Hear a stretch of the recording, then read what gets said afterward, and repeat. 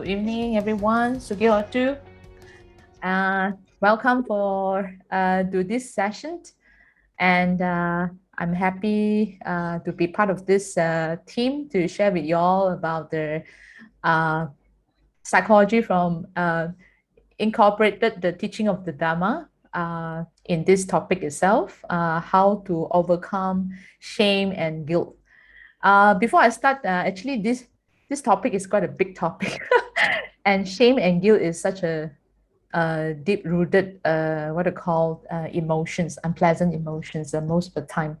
So it took me quite a while to prepare the content. I hope that with this, it helps to make you to understand better. This shame and guilt are very promptly in this pandemic time because I seen that a lot, I mean, maybe in my cases, like people who suffer from COVID-19, including one of my family members also, she suffered from COVID-19, but she has guilt, for causing the family members to have stress and also like a fear about being contaminated by this virus and this illness then.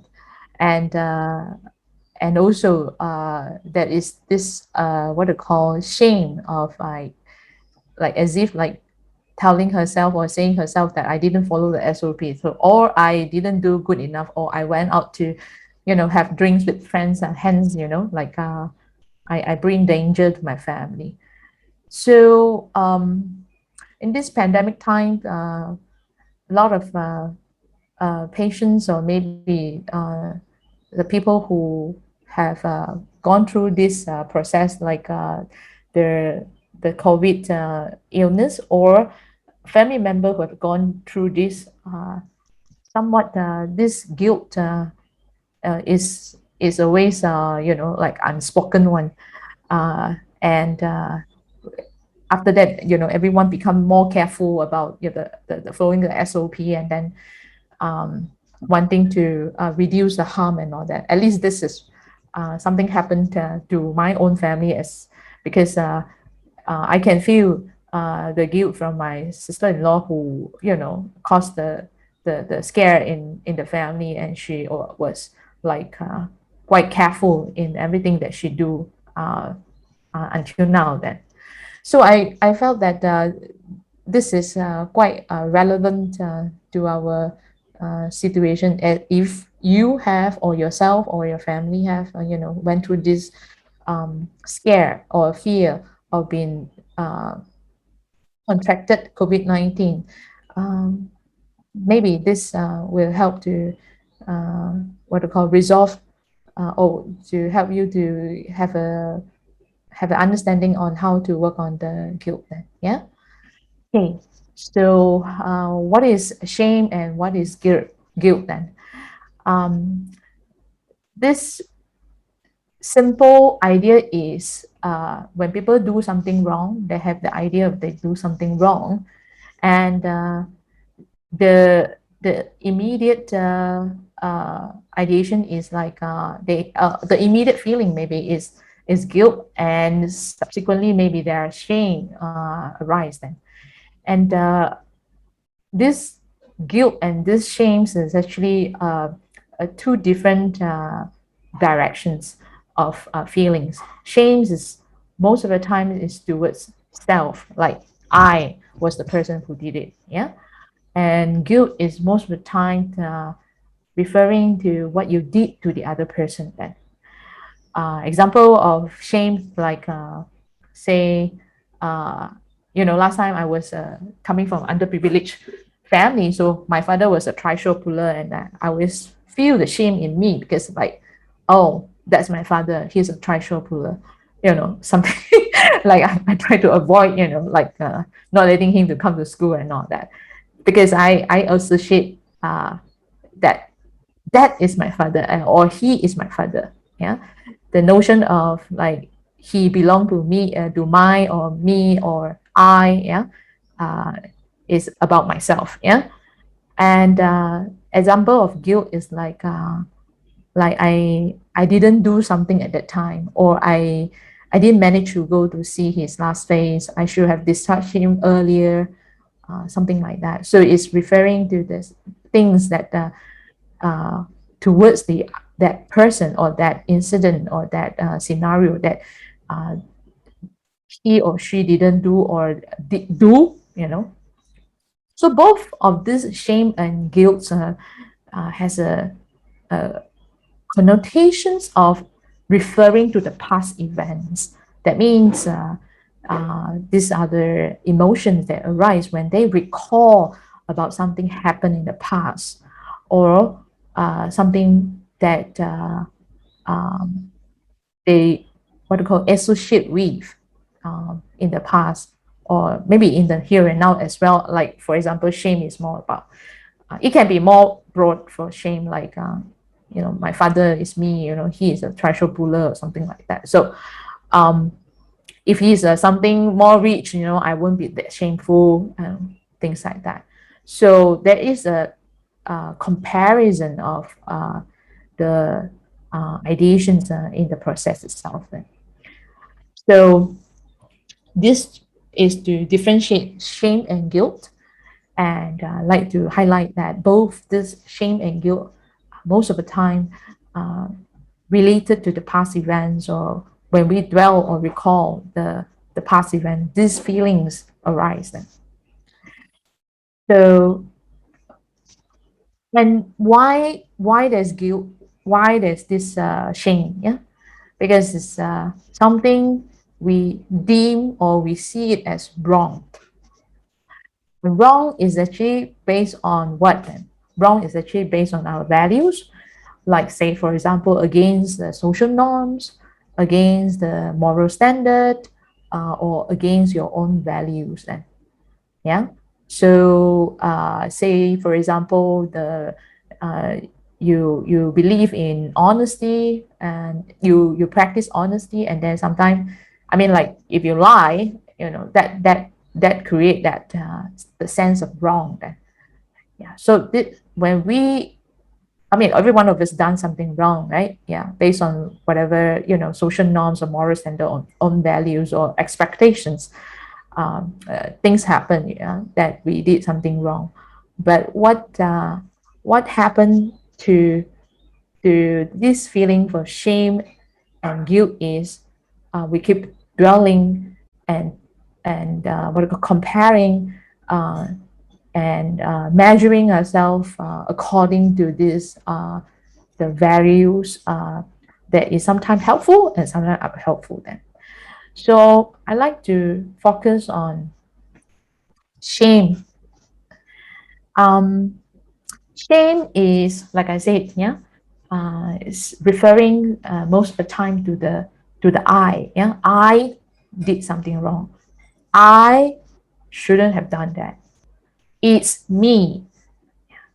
So this strong attachment or clinginess to I, to self, yeah, or to me, mine, or maybe sometimes it's we, yeah, um, is referring.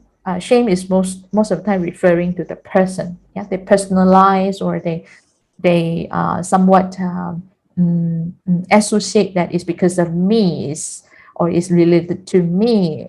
It has to do something with me. Hence, this shame is mostly, blaming, or thinking that I am the factor. I is the factor, yeah, of all the wrong deeds that I do. So, and guilt is something about I did something wrong then. So the behavior of doing something wrong, I shouldn't have done that, or I should have done that. Say, for example, you say the words like, I hate you, yeah, out of anger, or out of like a quarrel, go away, I don't want to see you, or let's divorce or something, yeah. So or sometimes we punish our children, like out of anger, and then we beat the hand down and all that, and then we regret that behavior. So this guilt is referring most of the time to what we did. And this guilt sometimes is also a mix, what to call a feeling with regrets. Yeah, regrets and guilt some of the time it intertwine. Yeah, when we recall about something that we did in the past, which is wrong or unacceptable. One of example that in the what I call the Buddha story, the Buddha Sutta, the Sutta itself is this guilt or this regret is actually causing this Queen Malika. Yeah, if you heard about the story, Queen Malika, she is the queen to King Pasenadi, and before she passed away, she recalled about her minor mistake. That is, she lied to the king. Yeah, there was one incident that a small minor thing that she lied to the king, and but somehow she dwelled into the regret, and she have this guilt, and also you know punishing, or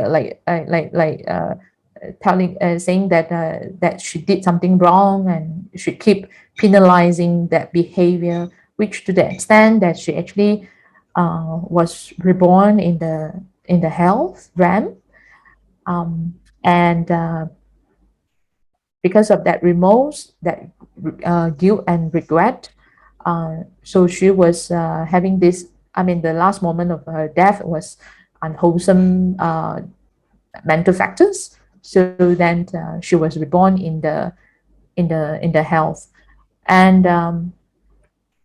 Sri Malika has been a very very what I call sincere Buddhist disciples, and she did many many meritorious deeds. Um, but because of that one small incident, she was reborn in the health.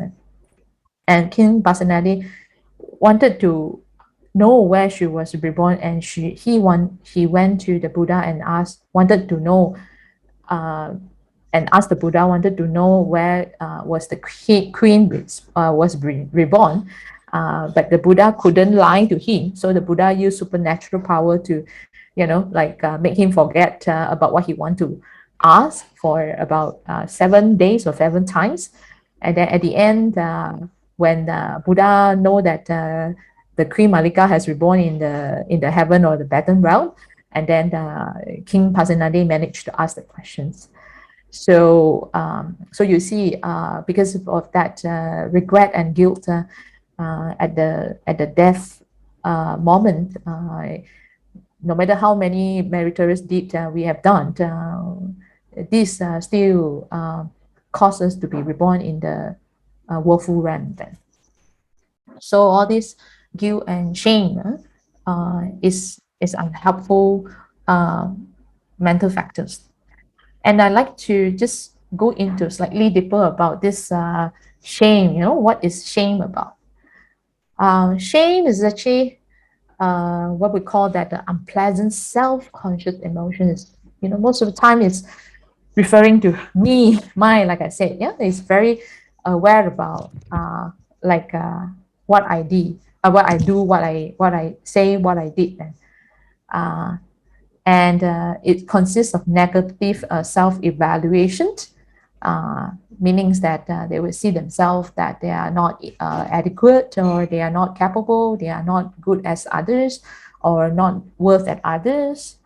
And it is like a profound criticism, self-criticism of the global self. Like profound meanings that is a very in depth, or very raw, and very very deep rooted kind of like a self-criticism to the global self. um Global self, that means like whatever that you do in general, and then you see yourself, in Canada said, whatever you do, you felt that Even though you do something good, you say, it's based on luck, it's not me, or like you keep minimizing a lot of whatever good things that you did. And this having this sense of fundamental inadequacy. So with this shame is actually diminish the self-worth, which it leads to the person to think that I'm not worthy, or I'm not worthy, I do not deserve, uh, like people treat me well, or I do not deserve, or I deserve such punishment, or I deserve these treatments and all that. So it is like an self-attack, yeah, like keep shooting yourself, yeah, every time that, whatever that you do with uh, this feeling, yeah, this feeling of shame. Then. And what is guilt then? Yeah, in here, I like to separate guilt into two parts. Sometimes they are guilt, they are helpful. Sometimes their guilts are unhelpful. And helpful guilt are something that motivate people to respond constructively to fellow. That means like, yes, sometimes we did something wrong, and then we know that, like, say, for example, we uh, quarrel with our spouse, and then we say something very harsh, and we ask for apology, and then we reconcile the past incidents. So this helpful guilt to motivate us to respond, or to do something more helpful to repair the the relationship, or to repair what we have done unhelpful then. Yeah.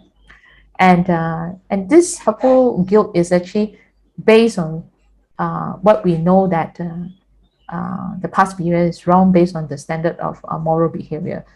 I like to highlight these standards of moral behaviors, like the basic things like killing is wrong, and stealing is wrong. Yeah.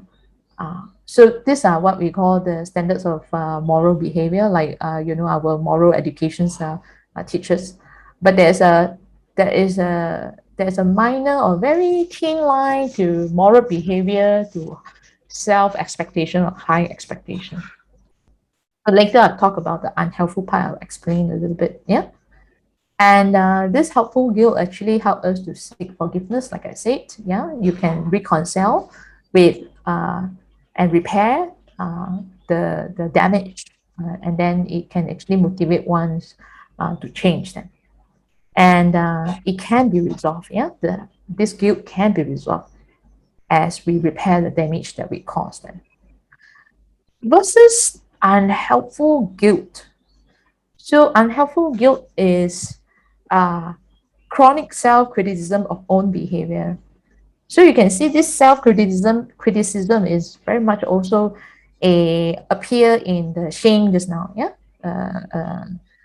constant negative self-evaluation. Yeah, criticize our own behavior, and it's chronic. Chronic means it's long term. It's not this one incident. So they collect their the past behavior, and then they will, prove to themselves that, yeah, I'm the bad person, I, not deserve this and that, and I am, I should be, given this because I done this before.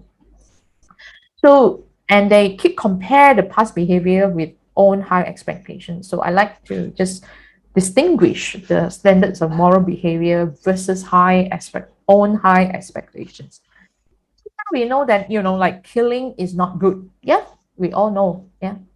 But we add more expectations to the extent that, say, for example, when we kill an ant, or accidentally, step on the lizard, cockroach, or a snail, we are so much, guilty about our behavior, as because we know killing is not right. Yeah, but in here I like to just differentiate that this own high expectation is actually has been cling to my own expectations. So I add on some more. Yeah, I add on with the sense of I shouldn't have done that, or or maybe um, or not maybe like with the very strong insistence that I cannot do that. Yeah. So that is differences between the standards of moral behavior and own high expectations. So this become rigidity, like become very, very, very hard, to change.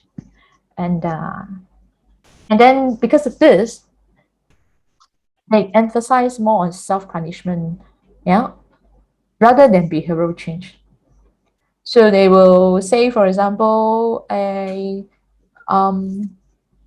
they will punish themselves not to have fun during their birthday if they're, like I recall there's this client of mine that uh, the the child was born on his birthday, and but the child passed away, and he's a husband now, he's the man, so he was not there with the wife, and then he felt that he was uh, he was the one that caused, the child somewhat pass away, because he could have been there to support the wife better, and then to provide the care and all that. So every year on his birthday, he doesn't celebrate anymore. One is because of that, of course, the grief. Another one is like he felt that he owned the responsibility, yeah, of not being able to be there with the wife and all. So he punished himself to the extent that he stopped people wishing him. He will not accept any gift. And then he will, like just uh, treat, that birthday as, of course, any other day, and work harder, yeah, things like that. So, yeah, so this is what I mean by self-punishment rather than behavioral change. Then. And it will remain until we change the irrational belief then. So this unhelpful guilt is uh, very much related to our belief system, our own expectation, our own values, or um, our own um, thinking method or thinking pattern. So until here, you have any questions you want to ask, or um, if not, then I can continue. You can type the questions in the box itself. Yeah. Okay. I've opened my chat box so I can see anytime then. And so just now I talked about the helpful guilt and unhelpful guilt. And so I'd like to highlight that, this shame and unhelpful guilt are very much circling around the cleanliness to the I, to the self, perceiving that there's me, there's the element of I involved in that process, or causing that thing happen. And then this what to call the a notion of I is very, very strong. So in here I'd like to share a story about this King Ajatasattu, if you know about him. Yeah, he's one of the great king that helped to spread Dhamma. But before he was a disciple, he actually uh, somehow been deluded by this Devadatta. So Devadatta is the guy that always wanted to harm Buddha and kill Buddha. So he persuade King Ajatasattu to kill his father so that he can be the king faster than expected.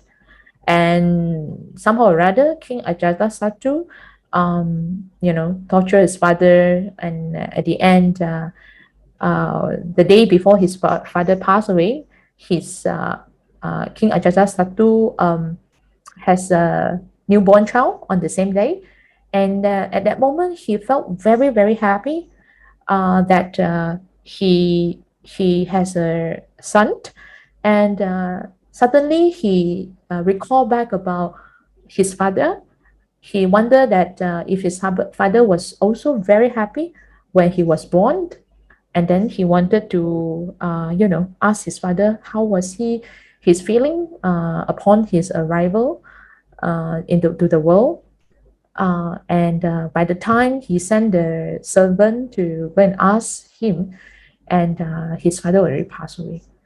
So at that moment, King Ajatasattu fall into this regrets, remorse, and unhelpful guilt, and he was very suffer. Although he managed to become the king, but he didn't manage to, in charge or manage the kingdom. And then he kept dwelling into this regrets and unhappiness. Right? So regrets in that what I call Pali word is kokucha. So so unhelpful guilt can be seen as kokucha or regret. Is an unwholesome mental factor. It consists of the conceit, the self, and cleanliness to the self. Then so and King Ajatasattu, because of his regret and his what to call a very very bad behavior, like the things that he did, killing father is one of the most unwholesome behavior.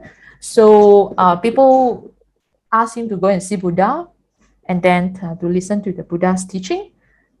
He went with his soldiers, a lot of soldiers, and then he was very surprised when he reached there. He saw in front of Buddha there were so many disciples, uh, sitting there quietly listening to Buddha, and there was so much wealth, behave and all that, and he was like, very, very impressed with the Buddha's what I call uh, a serenity and the presence, and then he compared to himself that, oh, I am the king.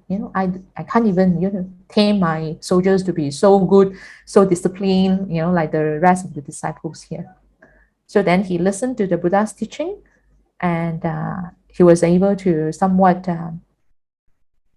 uh, manage his regret, and but somehow because of his karma, then he wasn't being able uh, to be the enlightened, to be in the Arya and all. So this is something that I want to say, that the impact of unhelpful guilt um, cause us to be clouded. Even though there are people maybe telling you good deeds and showing you good merits, and or maybe like showing you kindness and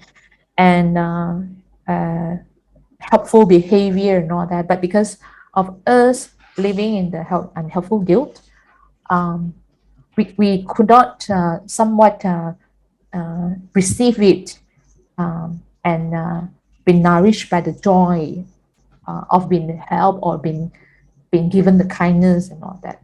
So this is like a cloud, that block us from receiving good deeds. Then, and so I want to talk about the helpful guilt. Then. So this helpful guilt is actually very much related to what I want to talk about. The next one is the hiri or tapa. So it's very much related to that. In Abhidhamma, if you learn, yeah, we all know that the wholesome mental factor, part of it, part of the wholesome mental factors are hiri and ottappa, and uh, and uh, And this is very much related to this helpful guilt. This helpful guilt is actually based on moral behavior or the standards set by the community.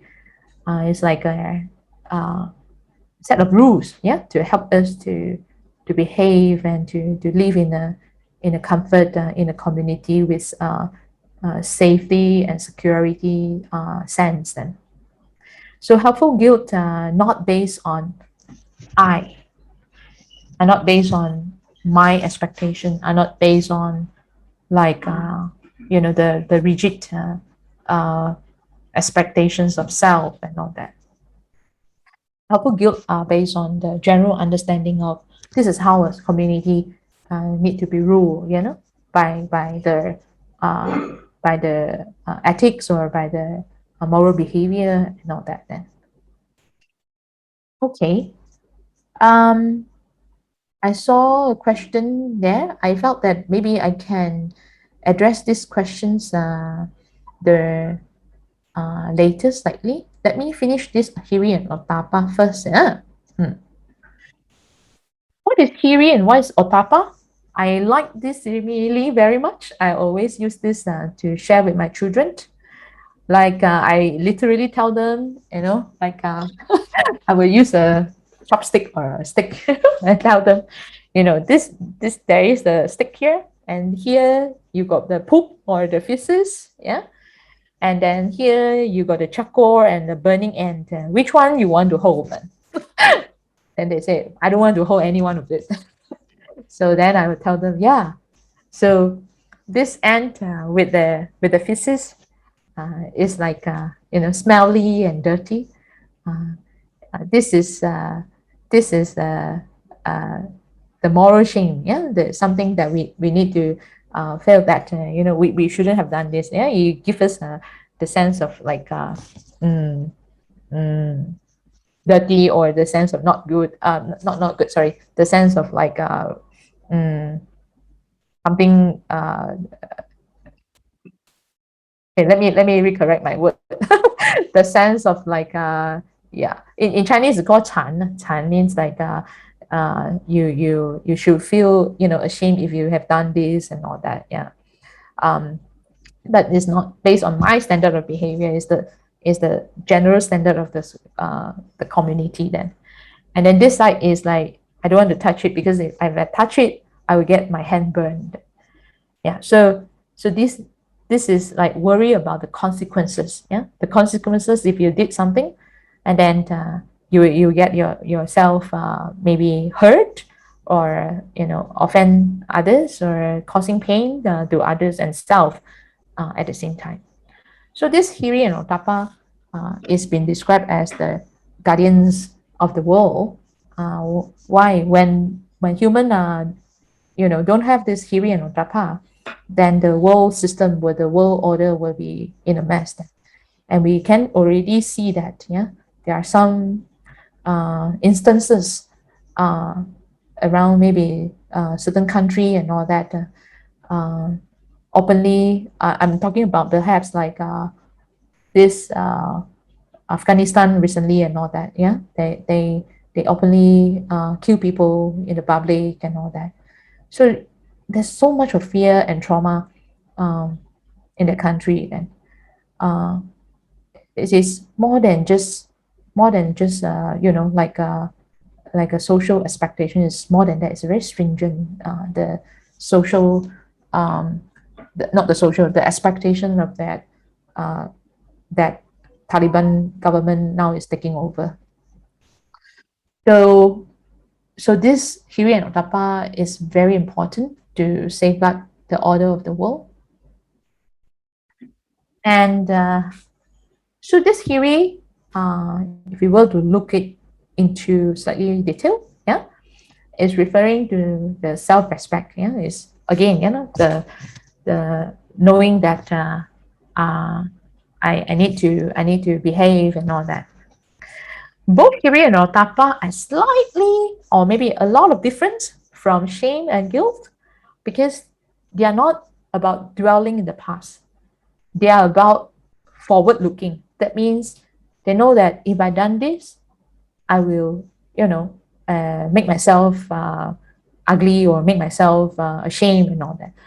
So that has the tendency of forward looking. So not about dwelling the past. So I want to differentiate for you all to understand.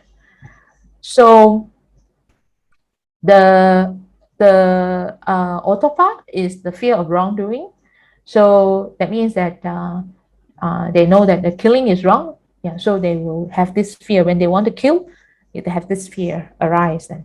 So then it it keep them from doing that behavior. So this is like before you do the behavior, you already like contemplate and reflecting. Yeah. So this is not about regret or when you reflect on the wrong things that you have already committed. Then. So this both Hiri is slightly different from Atapa. Hiri is more like an internal reference.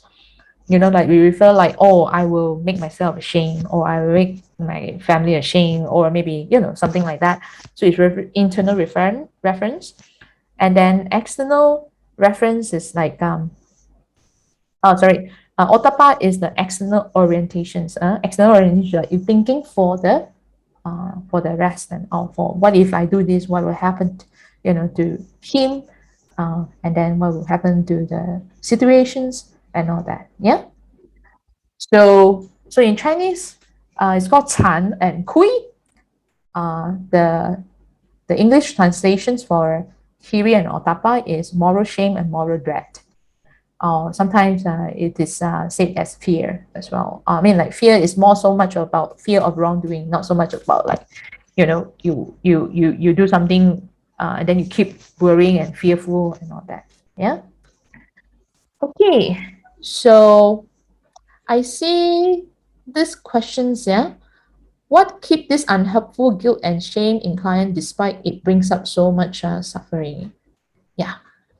How about behavior of others, close relationship, family member or friend make you feel shame? Okay. Example, why my family member have so behave so badly in front of public? Is this shame feeling also considered referred to me? Yes, yeah. That not your the wrongdoing, but it's the clinginess to me. Yeah. So this shame is the clinginess to me. Like you see this as something related to me myself. Then, so that attachment, that clinginess. I say clinginess is more than like, like 死死不放, like wow, like you hold it so tight. And it's me, it's my family, it's my boyfriend, it's my husband, it's my child, that is causing you to feel ashamed. Yeah, the notion of I. What keep this unhelpful guilt and shame in client?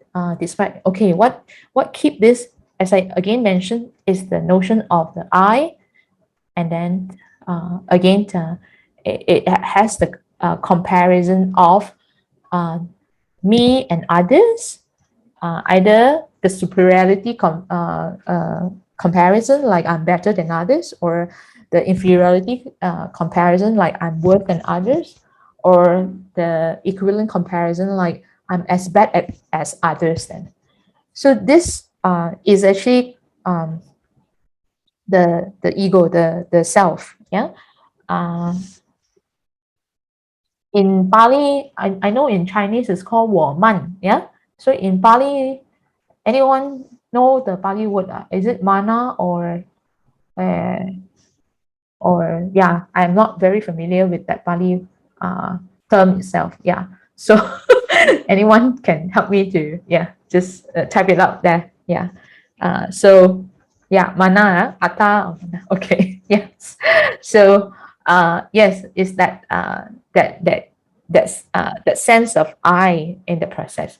So it's a very we need to be able to have that um, mm, what to call insight, to be able to see that this notion of I inside that process itself. Yeah. So yeah. So this keep bringing the suffering to the client, because he always said that it's me, or I can't let go. I know it's wrong, but I can't let go. That's this the clinginess to that partner. Sometimes I feel that I may have done or said something wrong. My heart felt so heavy, uneasy. How can I solve this feeling? Yes. Yeah. Again, yeah. So you want to be mindful about the clinginess of, you know, are you clinging to the I, or are you clinging to the past behavior? Then I will talk about it slightly later. Yeah.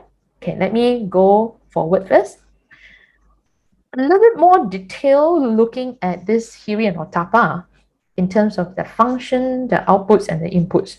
Okay, inputs means that you know, how do you recognize that you did something bad, and then you contemplating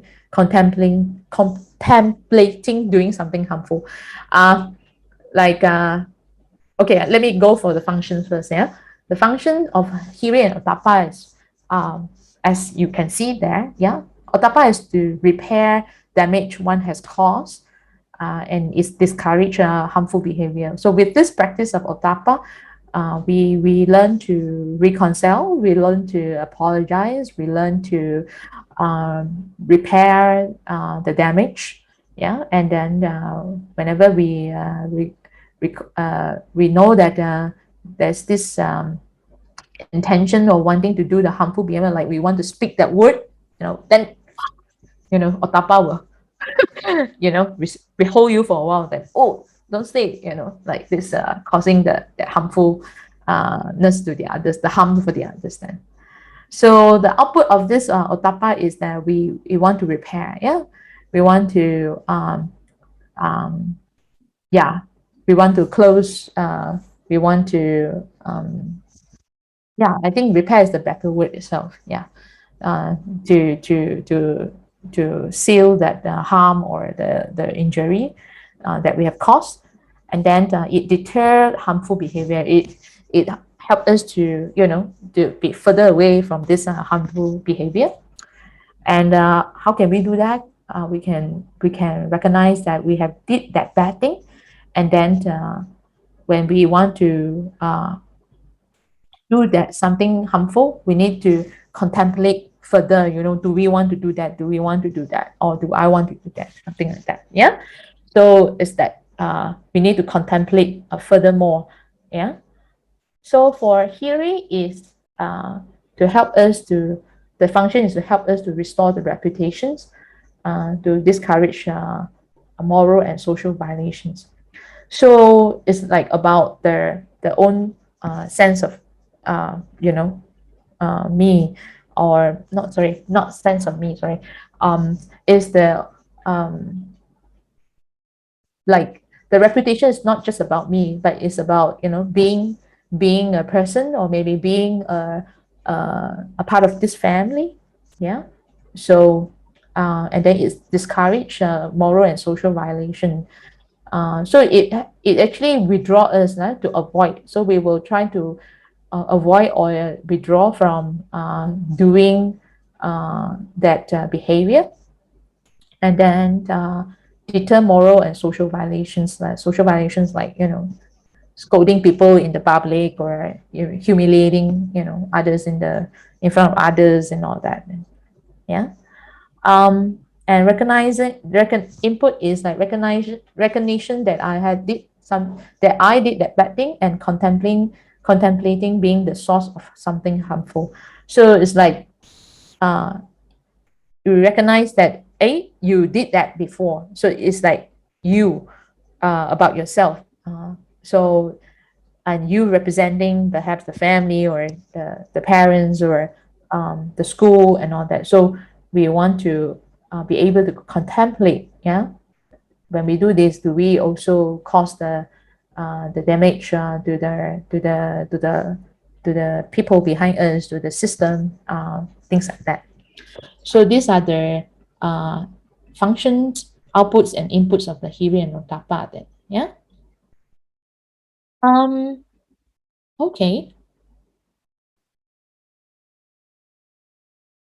Oh, okay. There's this one thing to ask. Would you please kindly explain the previous slide, helpful guilt, which I feel picture any meaning? Oh, okay, I see. I mean that helpful guilt picture, uh, the picture at the side that is more for the telling us the wrongdoing lah. You know, example like killing, stealing. I'll go back later. Yeah. So I now come to how to deal with shame and guilt. And as you can see, to deal shame and guilt, I have highlighted the notion of the I, yeah, the self, and also the comparison, yeah, of our own behavior and to our standard set of expectations. So it has the self criticism, you know, that we will have to deal with. It has the cleanliness to the past wrong behavior. We tend to keep seeing that we have done that, and then we keep what I call using that past wrong behavior to punish us, to criticize us. And then this comparative self, uh, this is the part that for shame maybe slightly more stronger. We tend to compare ourselves to others then. So like as if, I mean, like a wrongdoing is already wrong, yeah. But because of that, I mean, like, and due to that wrongdoing, and we keep shooting ourselves, yeah, with self criticism, and then we shoot another arrow, like we cling to the past wrong behavior, and then we keep shoot another arrow. We compare ourselves to others and all that. So dealing with shame and guilt is not actually about that past behavior, yeah, not about this, yeah. It's more about this arrow here. Can you see? Yeah. So this arrow here are very hard to be pulled out then. It's the second or third or fourth arrow that we keep shooting ourselves. And how do we deal with it? Yeah. I think the first part of it is with me. Yeah. The first part of it is that we need to recognize, yeah, this tendency of sorry, my son is behind me. This tendency of seeing the suffering is mine, and I deserve the suffering. And this kind of tendency, I would call it like almost like a habitual energy. We keep holding of what is familiar to us, and we unable to let go because of fear of what is unfamiliar. You know, like you see, like sometimes we do something wrongdoing. Yeah, we so-called perhaps have been punished by our parents, been scolded by our colleagues or husband and all that. And then perhaps when there are times we did the similar mistake again, and then we receive that similar reprimandations from the opposite. So and then because of that reprimandation, and then we felt that we can change better, or we need that reprimandation to change better. So we keep holding to like that circle of, like, when I do something wrong, some people scold me, I feel better. If there's no one scold me, I feel like I I feel guilty, and I cannot let go of this part of me. Please scold me, like um that some people, they need this kind of like punishment. You beat me lah, you scold me lah, then I will feel much better then. But this is not helpful, because this kind of cycle will actually enhance us to believe that I deserve the suffering. I give you an example like domestic violence. How does it happen? Like when wife scolded husband, say for example, and then the husband beat her for the first time, and then husband said, you shouldn't like scolded me and caused me to beat you. So that's because of you saying those words, and it triggered me. And then the wife feel guilty. So then the husband said, so I punish you because you say something like that. And then the next time, when this thing happens again, and then husband again, say the same thing. So to the extent that sometimes, this kind of punishment, this kind of beating becomes so frequent, to the extent that wife will think that, yeah, it must be me. It must be my behavior that I caused my husband to be like that. So it become so hard for the people who are in this domestic violence cycle to come out. Then the victims of this domestic violence, they have the difficulty, yeah, because they felt that they need to be responsible for part of the violence. Then, and most of the time, is the guilt or is the shame, yeah, that because that's how my husband said it, because it's me, I didn't dress well, or I do something and all that. So this is the chronic, or this is the unhelpful part of the shame and guilt, uh, and hence you will see that people, you know when we ask the domestic violence victim to come out and all that, they say that you know I can't, yeah, or I don't think it would change anything, yeah, or sometimes it strengthens their thoughts of, even I come out, I see no change, yeah. So all this is the mana speaking, yeah, is the unwholesome factor, mental factor speaking. The mana has claimed that all this is because of mine or I. So we need to address this, that, like I said, irrational belief. Then, yeah. So what can we do? Um, Self-compassion. Uh, it is very hard. I must say that it's very hard for people who so familiar with the self-criticism and condemnations, and keep condemning themselves and all that, to have self-kindness to themselves, and yeah, to practice this self-kindness to themselves. And self-compassion is the antidote to guilt and shame. Why? Because self shame and guilt is a self attack. Yeah, is the mana keep uh, attacking the sense of my or I, and self compassion is the antidote to soften that attack, or maybe to nourish the sense of I. So um, to practice this self-compassion, most of the time it's not easy. You need to have to, what we call, a associate yourself, or familiarize yourself with kind speech or kind energy, or kind people. That so sometimes when people live in guilt and shame, yeah, when they come to a big group, people are so kind and all that, they continue to feel shame, and then they compare themselves like, yeah, wow, that I'm not good enough like them, I cannot do this and all that. And then people start to feel, fear that to give more kindness, because it gives them burden. Yeah. But what I want to share is that with this kind of gesture of kindness and all that, we also want to be mindful that uh, do not overtake the responsibility to help, to overly help them. Then it enhances the sense of self inadequacy. So when we are being kind to people, uh, we also need to give the safe space for them to make their own decision or to take some responsibility. And coming back to self-compassion, yeah, this is for themselves, to do this to themselves, like self-help skill. Yeah, what they can do is practice to listen to the kind speech, or listen more to one of it is the Dhamma, and then be close to kind people, and learn to familiarize with happiness, or relaxed environment, or so the key word here is to familiarize.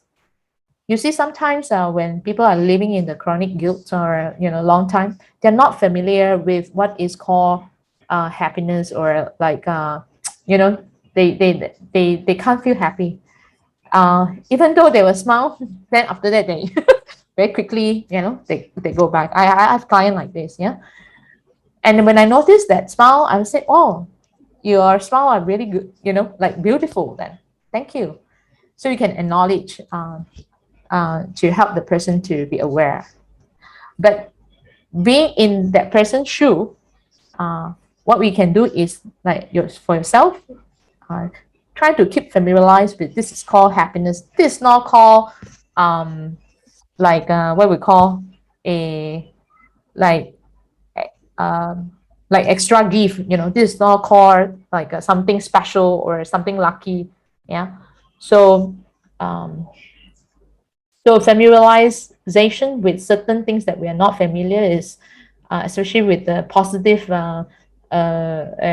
emotions, uh, need to be trained. Self-compassion is one of the practice that we can practice to be familiarized with how do we speak kindly to ourselves. I will not share much on this self-compassion because Mian is going to share more on this, but I'm sharing this self-compassion. How can it be helpful to address guilt and shame? Yeah. Um, and Another part of it is what we can do to repair. Yeah, you can see that the one of the uh, guilt that had happened. Sorry, one of the helpful guilt that caught us or lead us to is to repair the relationship. So for people to keep dwelling in the past behavior and they live in guilt, and then sometimes maybe something like, say for example, accident, yeah, cause someone pass away, or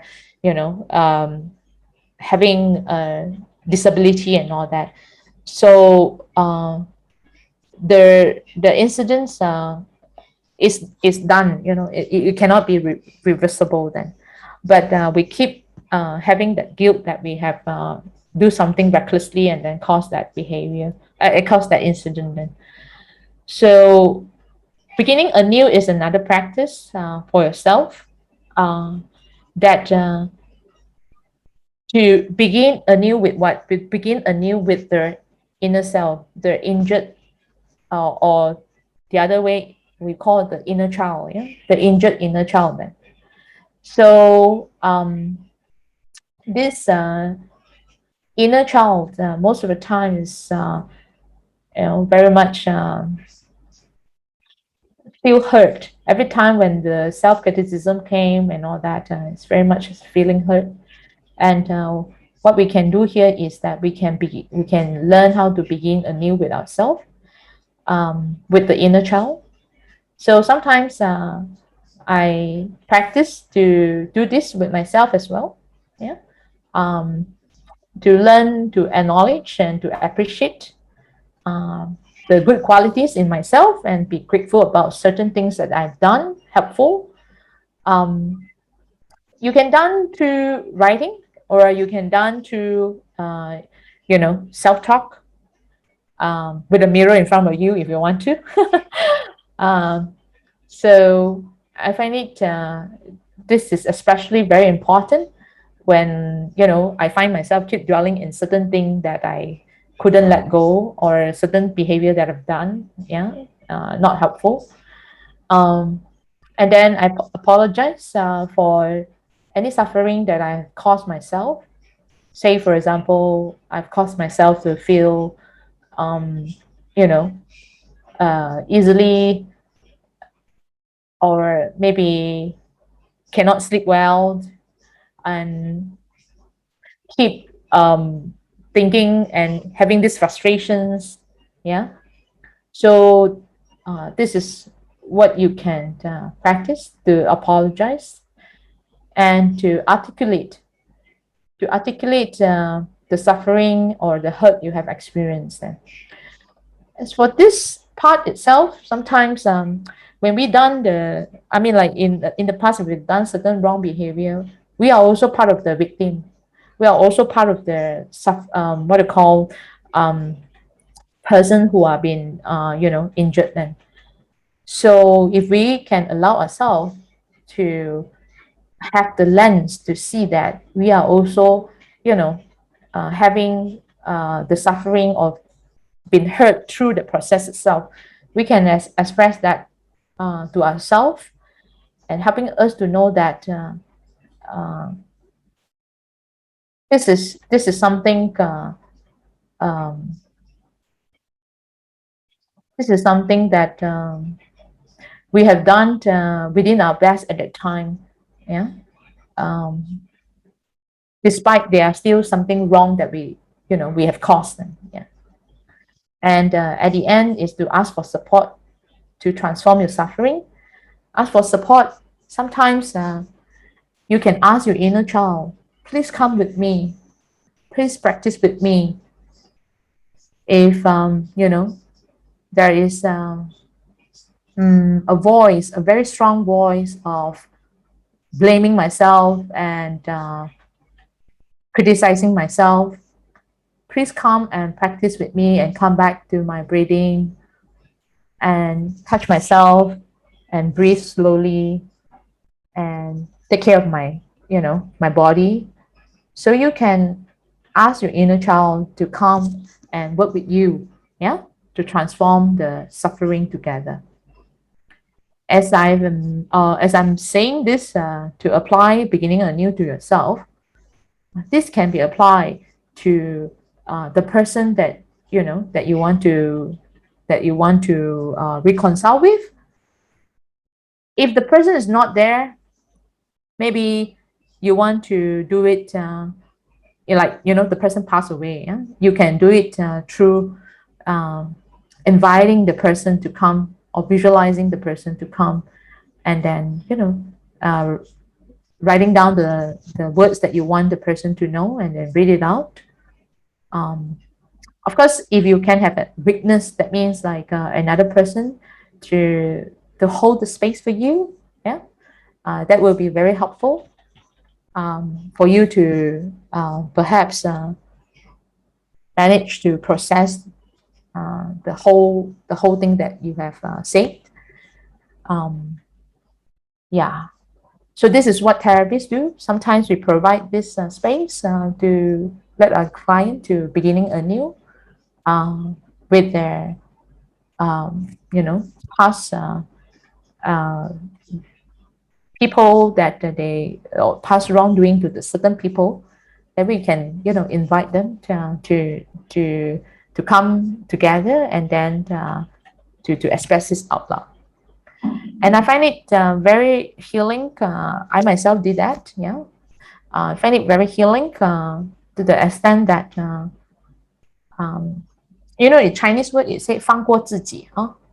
放过自己 means that you you don't keep holding that wrong behavior to me. Yeah, you let yourself a, a new way to or maybe let yourself to continue to walk on the path, not stopping at that at that point.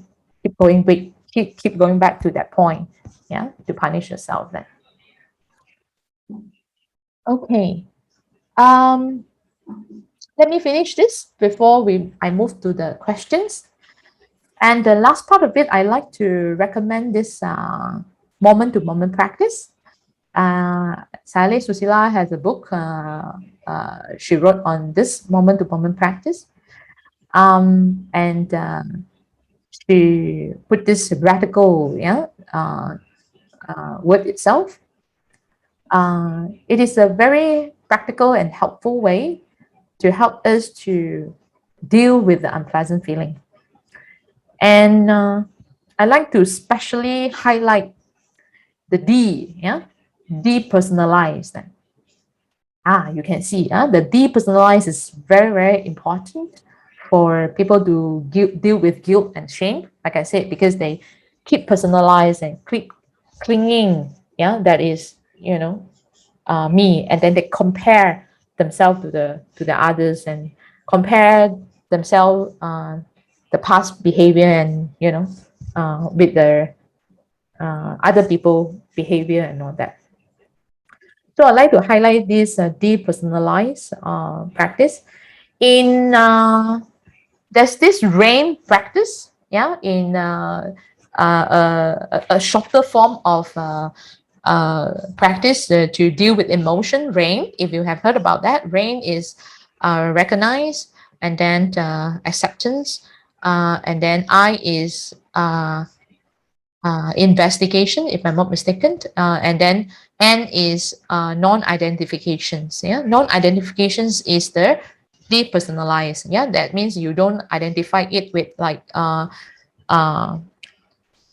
the notion of I in the process. Then, so if you want to know more about this moment-to-moment practice, you can read or listen to Sally Susila's sharing on this. In here, I'm quickly going to share, how to practice. Recognize is like to know that, oh, I have this guilt or I have this shame, yeah, in me. And when you dwell in the past, when you are recalling about past incident, you recognize that this feeling arise. Accept is to know that this feelings is here, and this thinking is here. So you're not rejecting that I don't want this, or like trying to give an excuse that perhaps that time is not like this, or perhaps I'm too tired or something. Um, I may not be explaining quite accurately of what Sally Susila mentioned. Please, excuse me if I, say something not really quite reflecting what it said. But the main concept here is to not to what to call reject it, and then let it be. Yeah. So depersonalize is to know that shame as for shame, guilt as guilt, but do not attach it to I did this, or I have, or like I am I'm the one who caused this. So one of the practice that Sally mentioned is to keep noticing the this is non-self, this feeling is non-self, this feeling is changeable, impermanence, and this feelings is suffering. So we recognize that this feeling caused the suffering, and the characteristic of this feeling will change, and then and this feeling is having this non-self what to call characteristic. Non-self meanings that you can't ask the feeling to change. Yeah, the feeling change by itself. Can you ask yourself to feel happy? You can ask yourself to feel happy now. You try. Maybe you have to, keep thinking about something happy in a way. But can you ask the happy to stay? You can't. Yeah. Sometimes when your mind switch, then your happiness will go on and all that. So the depersonalizations here is more about to identify that you cannot have control. Yeah. So we can deal with it, but we may not have control.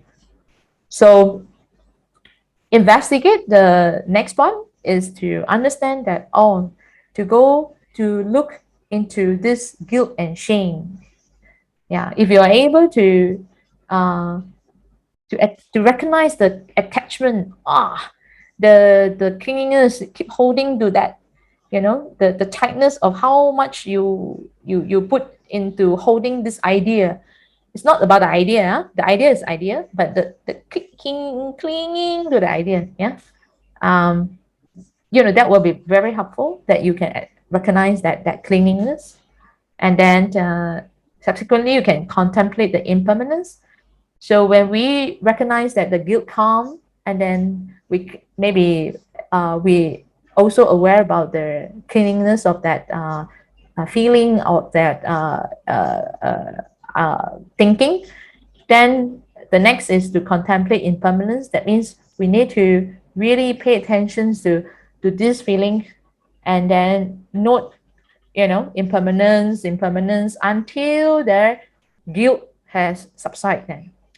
So most of the time, we are very much able to catch the feeling when it comes, but we are not trained to see the feeling until it subsides. So I ask my clients sometimes like, one moment you are happy and one moment you are sad. So when did the happiness, or when did that sadness come in, or when did the happiness go away then?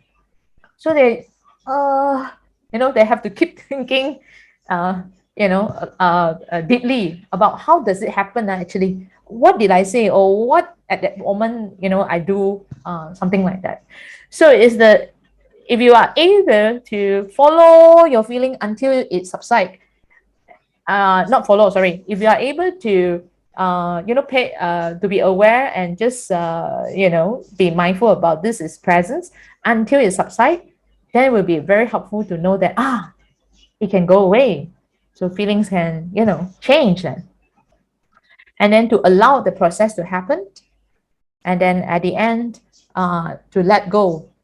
Okay, so let go means that to know that uh, um, this guilt and this shame, yeah, uh, we it comes and it can go. Then we don't have to keep clinging on that feelings, on that thoughts and all that. So my what I call limited understanding about this. I may have some misinterpretations, but I hope that you can go into reading more about what Sally wrote about this radical. Yeah.